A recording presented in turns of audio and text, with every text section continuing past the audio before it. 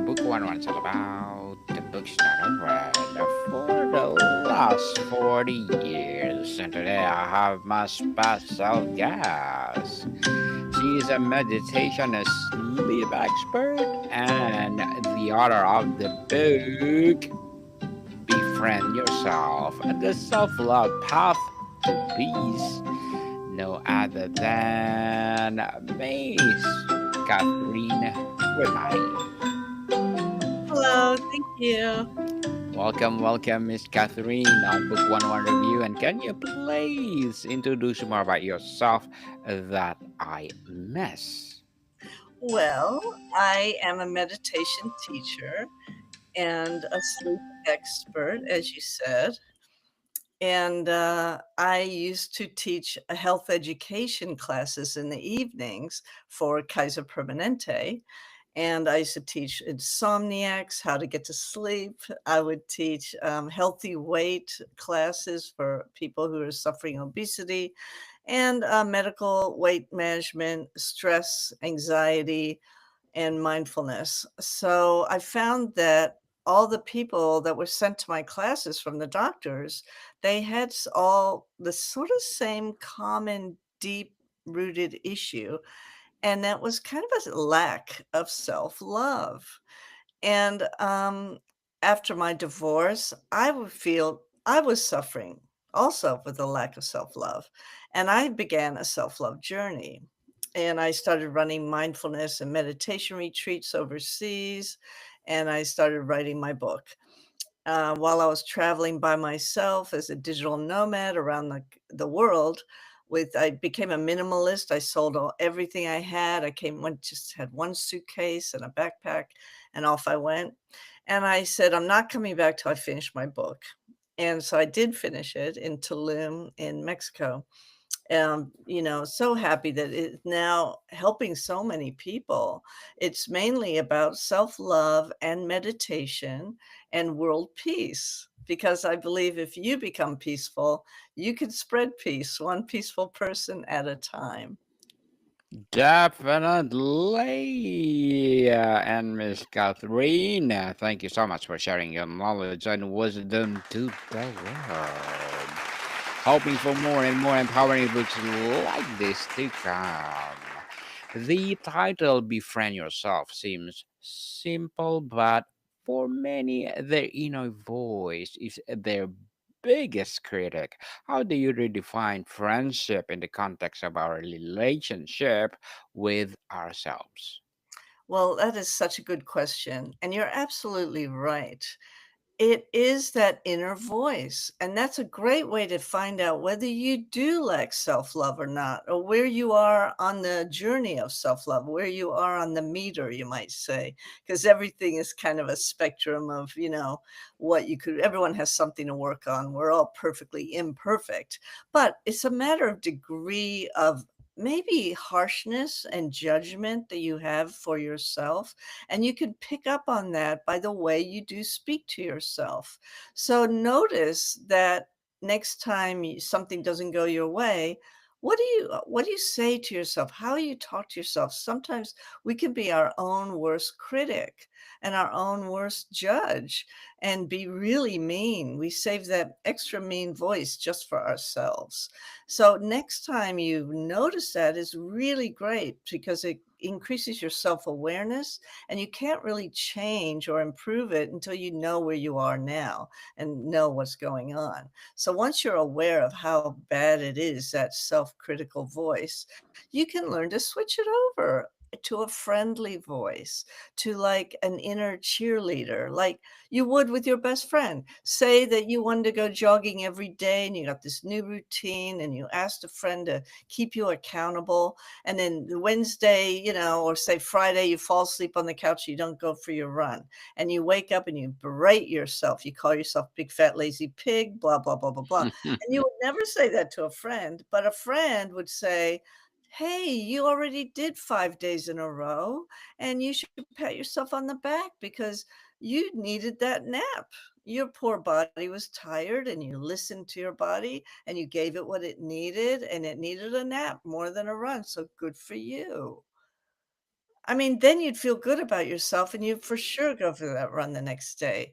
But if you were really mean to yourself, you'd wanna give up, you know? So, I think we need to try and encourage, a happy cheerleader voice, someone positive and motivating, and someone that, is inspiring, and you can be that way for other people, so why not for yourself? And it takes time, but, you can start. Definitely, you can start right now. What, in your view, is the primary reason so many of us are at war with ourselves, viewing our emotions, bodies, or perceived flaws as enemies rather than allies? Well, I don't know if we see them as so much as enemies or allies, but it's just a matter of, working out what's your priority, and if find out if you put yourself last all the time, you become depleted and exhausted, and you really can't be there for the other people in your life. So you need to prioritize your own self-care. Yes. Prioritize, prioritize for sure. And you have How to believe is you deserve it, you have to believe you are worthy of this self-care and the time. Definitely. And Miss Catherine, how is befriending yourself fundamentally different from commercialized idea of self-care? Oh, wow. It is so, not bubble baths and trying to make yourself better in any way. It's pretty much the opposite of that. See, the reason a lot of people don't have self-love is because they're constantly told by society and our culture that they're not good enough. They're always told that, you have to buy this product to be acceptable, to be attractive. You have to buy this and buy that, and you're not enough. We get this message of not being enough bombarded on us from society. And, even our parents are trying to make us, grow up to be good, decent people. But they were constantly, could be very critical and make you feel like, wow, I'm just not good enough. And we have these deep seated beliefs we're not good enough. And who knows where they even came from, society, our family, whatever. But we have them now, and now they're ours, and we have to own them. And we have to start to accept ourselves exactly how we are. And that's true self-love. It's not like, "Oh, when I buy a house or when I get married or when I find true love, then I'll be happy, then I'll be worthy." But you know what? Or when I lose 10 pounds, then I'll be worthy of love or whatever. I can't love myself till I lose weight. That's crazy. We have to love ourselves right now exactly as we are. It doesn't matter if you're 300 pounds overweight. You have to love yourself because when you love yourself, you take care of yourself. When you love something, you take care of it, right? Yes. You need to take care of it. And Miss Catherine, our cultures often rewards achievement and harsh self-critic. How does your book provides a counter narrative to this, and why is that so radical? Well, it is radical to think that you are perfectly imperfect. And because this society has turned everyone into a control freak. Oh, they have to be good at everything. Everything has to be perfect. And then when they're not, people crumble and they suffer anxiety. So my book has a self-love test at the beginning of it that people take. And it's quite extensive. There's 38 questions and, people are amazed. They're like, "I had no idea that I was doing that, and it was a reflection of my lack of self-love." So it's very eye-opening, and it makes you aware of some of your behaviors and what they mean. For example, if you're being overly opinionated and judgmental of others, it means you're harshly judging yourself too. So this book really opens up your mind to the idea of being accepting of yourself and more accepting of others. So it increases love in your life and it attracts more love in your life from every aspect of your life, mentally, physically, emotionally. And it's a really good practical book. At the end of each chapter, I have a little exercise that people can do. Miss Catherine, for someone whose inner dialogue is predominantly negative, what is the simple first step they can take to simply introduce the idea of friendship to themselves? Well, negative thinking is so common. In fact, when you meditate, it's very good. It doesn't stop your thoughts, but it makes you realize what type of thoughts you're having. And you can detach and just notice whether how negative you are being. So meditation is very good for that. And now I have a lot of ways to counteract that negative thinking. And we use affirmations for that because those negative thoughts come from those deep-seated beliefs I talked about before. And the only way we can get around is to replace that negative thinking with more positive statements that you can repeat them over and over because that's the way that we learned anything in life was through repetition. And affirmations like um, I am lovable. I deserve love. I am enough. I am perfectly imperfect, and I can lighten up on myself. And that's really important to learn to lighten up on yourself. But the negative thinking is kind of gets you into a spiral. So if you have a negative thought, what does it make you do? It makes you have a negative emotion. And then the negative emotion can also get you to choose food that is comfort food that is might not be very healthy for you, and you feel sad, so you emotionally eat food that's not good. Then you feel guilty about that, and then you get a negative thought again about yourself, and it's kind of a vicious cycle. And so this negative thinking leads to negative physical results as well as emotional negativity. So you can lead to dis-ease and physical health can be affected. So you have to get out of that cycle, that vicious negative thinking cycle by using affirmations, by changing up your decisions, like just starting to do something instead of eating comfort food, you could call a friend, you could go for a walk, you could do some healthy ways of comforting yourself. Miss Catherine, I always tell to myself every day, I'm the head, not the tail. I'm a victor, not a victim. I'll be mighty on the land. It And helps does me a lot. that makes you feel better? Yes, I love definitely. that. I love Yes, that because that is that victim mentality can become very hard to shake off, yes, you know? true. And Miss Catherine, what is a practical technique from the book for transforming the voice of the harsh inner critic into something that feels more like a compassionate friend? Yeah. Well, I think a really great practical exercise is to probably listen to guided meditations. Guided meditations relax you physically, and then they calm your emotions, and then your mind is more open to suggestion.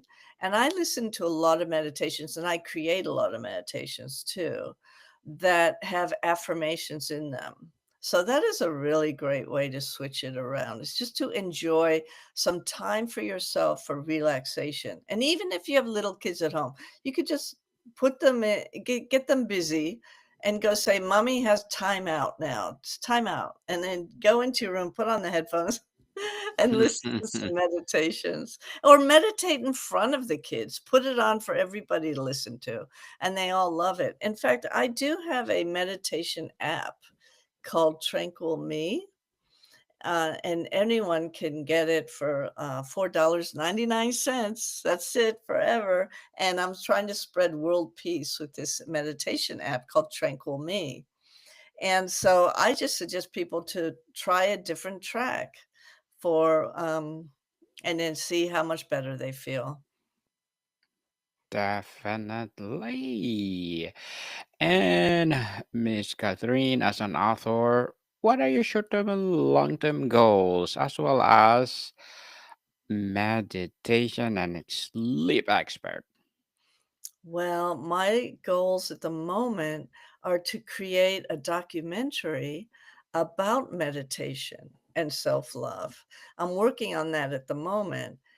And I'm also have a retreat for sometimes I do international retreats for meditation, and this next one is coming up over New Year's in Costa Rica. So I'm working on that with an art coach, a woman who does teaches people how to do art to bring out their subconscious beliefs and learn more about themselves through art expression and working on your creativity. So every day in Costa Rica, in this beautiful resort over New Year's, I'm going to be doing that for 7 nights. We're all going to be together. We're going to be doing meditation and yoga and art. And we're going to be up there in the beautiful mountains, swimming in waterfalls in Costa Rica. It's called the Lighten Up Retreat. And it's all about lighten up on yourself, everybody. Like, lighten up. And, don't take yourself so seriously and don't take everything else so seriously and so personally. So it's all about getting back on track in your self-love journey. So that's my latest goal is to I've only got a couple cabins left, so I'm really happy that you asked me about that. I would love to fill it up with people from your show if anyone's interested. But also I'm going to work on another book called Lighten Up yourself, like befriend yourself, but be more like lighten up yourself. And it'll be about lightening up your whole life, meaning, looking at minimalism as well as looking at, lightening up your attitude, everything in between. Well, good luck to your goals and looking forward for more success, Thank Miss you. Catherine. And what would be your piece of advice for those people out there who want to be like you? Well, I think that my advice is to give meditation a try because most people say, "Oh, I can't meditate," but they don't realize that meditation is not about emptying your mind. It's impossible. You can't stop thinking because that's what the mind does. Otherwise, you'd be dead. If you're alive, you have thoughts coming and going. So I'm not going to go into it in too much detail, but please get my app, Tranquil Me, or listen to me on Insight Timer. It's another meditation app and just try out guided meditations. They're so easy and fun. And you can meditate and you can benefit from it. You can find peace in your life. So that's my advice is just give it a try. And it is fun. Definitely, it's fun, fun, fun, fun under the sun. Thank you for that advice, Miss Catherine. And can you please recommend a book or books that influence your journey? Yes, I can. I got to tell you, the book that made me start writing and inspired me the most was Marianne Williamson's book, A Return to Love. I have my copy right here, and I have she even signed it for me because anytime she's speaking anywhere, I go and hear her speak. She's an amazing speaker and writer. So that book, after I read that, I started writing. And then I also have Louise Hay's book, You Can Heal Your Life. That is very inspirational to me too, because I use a lot of Louise Hay's affirmations. She's the queen of affirmations. And she's the one who started Hay House not until after she was 60. And, I'm in my 60s and I'm starting my own self-love revolution, as you might say. But she's very inspiring. And I use some of her affirmations because she's passed on now and I want to keep her legacy alive. And then I also have a book called The Power of Alpha Thinking by Jeff Stern.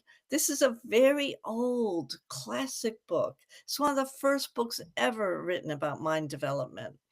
And I just adore this book. It's still very relevant. Relevant indeed. I thank you for that recommended books, Miss Catherine. Thank you, thank you. If the core message of your book could be taught on every child, what would the world look like in one generation?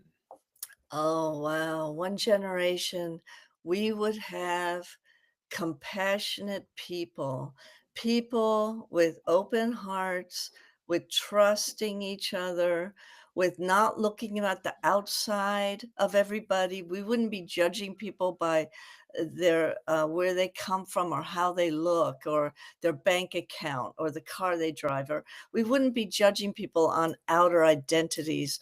If little children were raised on self-love and kindness for themselves, they'd be like that with everyone else, and the world would be a more peaceful, loving place for sure.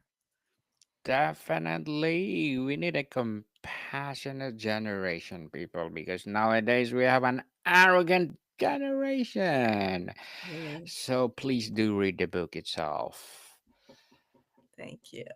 And Miss Catherine, what is the concept or exercise in the book that consistently surprise readers in a positive way, perhaps challenging in a long-held belief they had?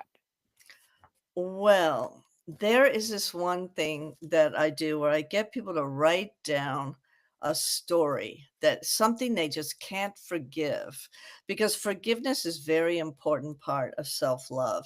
You know, if you a lot of people have trouble forgiving themselves for just making simple mistakes. They turn it into a big deal. So I get them to write down the story that they keep telling themselves. Get it on paper, and then I get them to look at it as if they were in a judge in a courtroom, and I want them to, uh, sort of argue a case against it.